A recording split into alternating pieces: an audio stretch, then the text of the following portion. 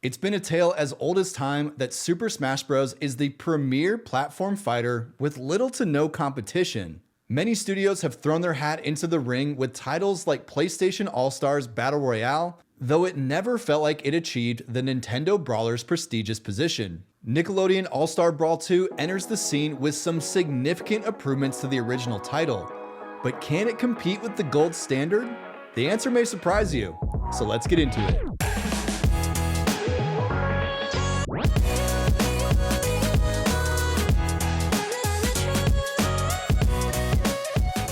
The biggest addition to Nickelodeon's Knuckle Sandwich sequel is the roguelike story mode.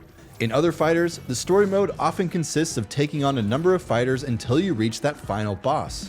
There's usually not much story development involved, and it's all about getting to the finish line with the stock lives that you have available to you. In Nickelodeon's All-Star Brawl 2, that concept gets cranked to 11 with multiple runs, power-ups, and more plot than I'd ever expect in a fighting game of this sort. When you dive into the campaign, each run leading up to a boss has fork-in-the-road decisions that give you the autonomy to opt for resources towards power-ups, currency to upgrade passive abilities, or take on new characters to unlock them. Each choice is clearly laid out, and your decision can often affect how successful you are on that run. To complete the entire objective laid out in front of you, you'll have to complete 4 runs with 4 respective bosses in order to come out victorious. What I love about the campaign is that you're not expected to complete all runs in your first sitting. Instead, you make it as far as you can with the upgrades and power-ups that you have, and then use those garnered resources to strengthen your favorite character and improve on that last run. For example, you only start with 1 stock life, which, unless you're a fighting savant, is a tough task to complete all of the runs in 1 life. However, those resources can be used on a passive upgrade such as additional lives, which will instantly improve your chances on making that next deep run. Other upgrades include the likes of increased charge damage, shorter charge times, boosted power-ups, and regaining health for every downed enemy. You can spend your splatter resources to unlock additional passive slots, allowing you to have multiple upgrades per each character. It results in a refreshing take on the tried and true arcade formula that creates a deep level of replayability.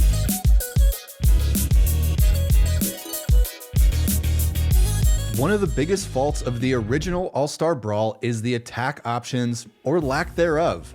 You had your standard attacks, charged up moves, and aerial combat, but that was kinda it. In All-Star Brawl 2, we are blessed with a new slime meter and special moves for each character. The slime meter builds up during your fight as you land your moves and take advantage of opportunities. The slime meter has 3 sectors that you can utilize once each respective node is filled up. The slime meter, when used before being maxed out, grants you options like making your base move stronger or creating space from an oppressive opponent. It adds another layer of depth for more competitive fighters who desire more attack options at their fingertips. My only wish with the slime meter on basic moves is that they would showcase what those abilities are within the moveset catalog. It does require a little bit of trial and error to see how the slime catalyzes with your moves. I'm all for discovering new synergies with your favorite character, but I do wish they gave a few pointers on how you can maximize the slime potential. If you opt for building your slime meter up to max, which does feel like the best option, then you're gifted a special ability unique to each character. These special moves often require you to be within close range and can be dodged by a spatially aware opponent. However, if you can successfully land it, you'll be presented with a short animation that gives more lore into each respective character while also hitting your opponent with substantial damage. I loved utilizing the special move as a finisher in order to add a little flair to the climax of the fight. The special moves in Slime Meter add another level of depth that just wasn't there in the first title.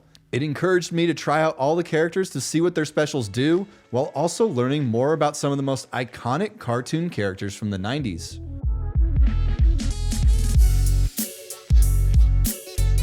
Speaking of memorable icons, All-Star Brawl 2 brings in more timeless Nickelodeon personalities while also removing some that felt a little misplaced. Gone are the likes of Hugh Neutron, Powdered Milk Toastman, Lincoln Loud, Toph, and others.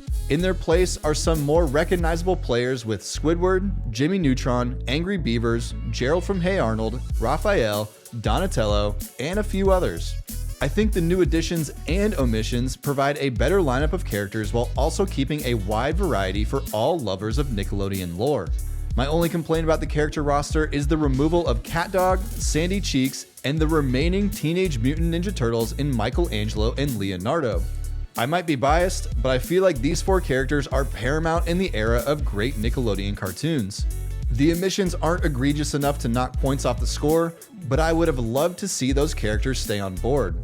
With that being said, the addition of special moves makes each character feel desirable to check out and see what secret tricks they have up their sleeve. Overall, there are 25 characters at launch, so there is bound to be a multitude of cartoon fighters that will have you chomping at the bit to try out.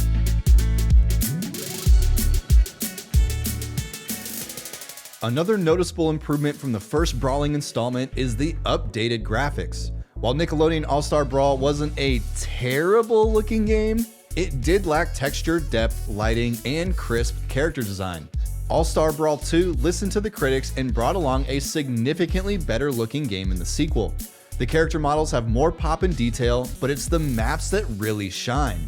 The colors are more vibrant, better backdrop art, and significantly improved lighting. The SpongeBob Burger Ring in particular really stands out with the bright lights focusing on the boxing ring, creating a fight night atmosphere that just wasn't there in the first title. The maps you play on have just as big of a role as the character models, and these improvements feel tangible, resulting in stronger likeness to each and every map. All-Star Brawl 2 won't be winning any awards for groundbreaking graphical fidelity, but I feel like they captured the Nickelodeon cartoon style extremely well in this title.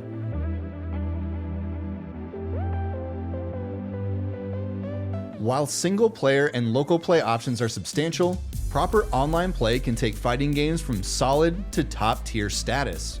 The biggest proponents to a successful online fighting experience is crossplay and rollback netcode. Thankfully, All-Star Brawl 2 hits the marks on both of these requirements. In layman's terms, rollback netcode creates an environment where game states are synchronized, allowing for precise inputs with hardly any latency regardless of the strength of the 2 players' internet connections. With fighting games requiring pristine timing and seamless input feedback, the rollback netcode feels really good in Nickelodeon's newest sequel. Adding the crossplay option is also a big win for the brawler, as you want as many players within the lobby queues as possible. The team at Fair Play Labs showed that they listened to the feedback and created a deep and fun single player and online experience. If the campaign or online brawls do get stale for you, there are other minigame modes that help keep your experience fresh and engaging. It's not an overly deep minigame catalog, but it is a nice change of pace to the traditional button mashing combat.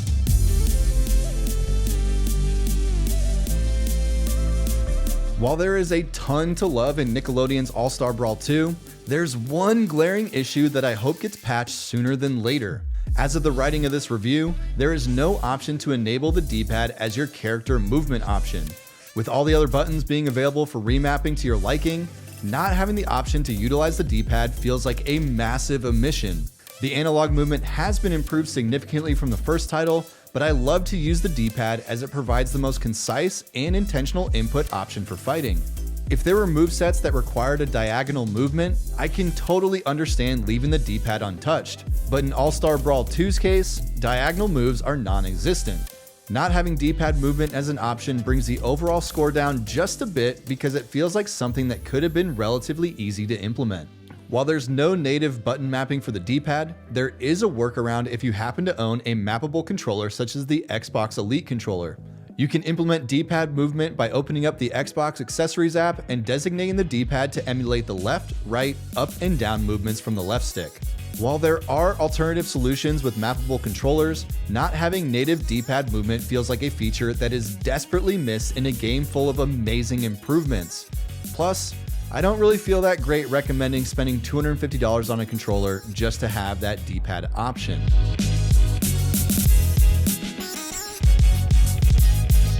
At the end of the day, it will always be difficult to dethrone Super Smash Bros. From the platform brawling throne. However, Nickelodeon All-Star Brawl 2 provides a superb alternative to players who don't own a Switch or want something fresh within the genre. The additions of a campaign, new characters, drastically improved combat, and rollback netcode makes the cartoon brawler a serious player in the space.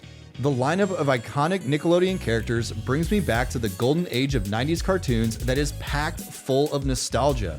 All-Star Brawl 2 is a great fighter for the casual or competitive player and is an especially great time with friends and family. With all these positive changes, my score would have been even more glowing if there wasn't the omission of the D-pad movement for standard controllers. I hope the D-pad functions get added soon, as it would make Nintendo All-Star Brawl 2 one of the best platform fighters in the game. However, even with the missing customization option, the platform fighter comes in throwing haymakers with an 8.5 out of 10. And that wraps up the review of Nickelodeon All-Star Brawl 2. Let me know in the comments what your thoughts on the game are and if you think it competes with Super Smash Bros. If you enjoyed the video, go ahead and tap that like button to support the review. To stay up to date on future reviews and my first ever product review, go ahead and tap that subscribe button. This is Josh Robinson with Joystick Gamer. Thank you as always for watching, and stay gaming out there.